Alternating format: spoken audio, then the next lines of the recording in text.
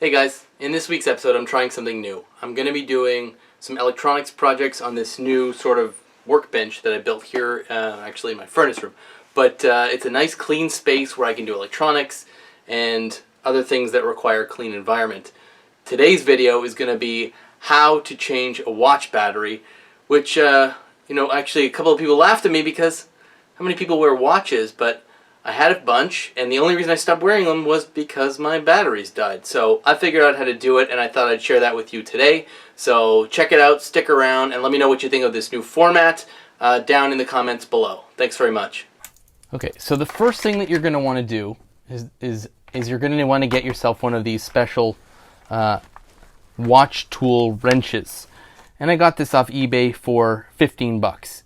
I'm going to leave an affiliate link in the comments below, so if you want to get one, I'd love it if you help me out with an affiliate. So, basically the way this thing works is it's super simple. You essentially adjust the horizontal and the vertical of this three-way spanner wrench.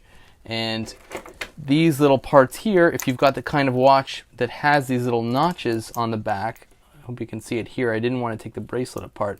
But essentially the way it works is you fit the wrench into these little grooves. You see I have to make a little fine adjustment to mine until it just sort of sits perfectly in there. And you may have to make an adjustment to the vertical as well, but I think I'm good here. There we go. And then you can hold it tightly. Some people use a like a watch vise. I found that's not necessary. You just twist probably just a couple of times with the wrench, and the rest with fingers is fine. And you pop, and then the rest can be done with your fingers. I just put my fingernail into the little groove, and I just keep turning it until the watch pops off. Not the watch, sorry, the backer pops off. And I just keep going. There we go. And off she goes, and then you can see the movement in the back. This watch, I'm embarrassed to say, the battery that I replaced it with actually was the same width or diameter, but it was too shallow. So what I ended up doing for my American listeners, is I put a little tin foil to bridge the gap between the battery contact and the battery.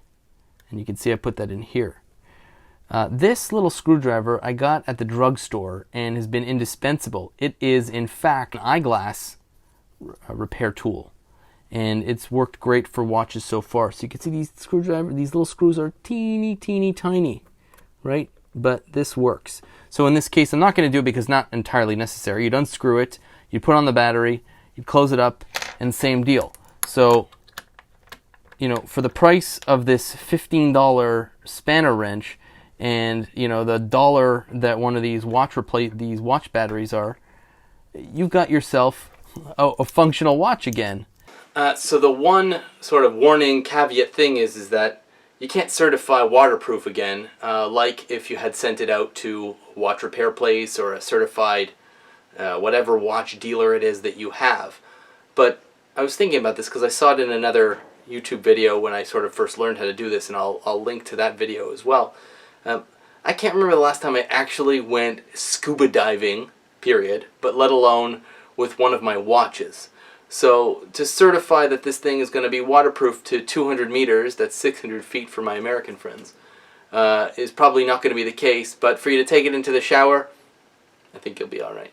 Either way, thank you so much for watching. Again, let me know what you think about this new format. Don't forget to like, comment, subscribe, and hit the little bell notification to get notified of any new videos that I put out. As always, I really appreciate your support, and thanks for watching. Have a great one, guys.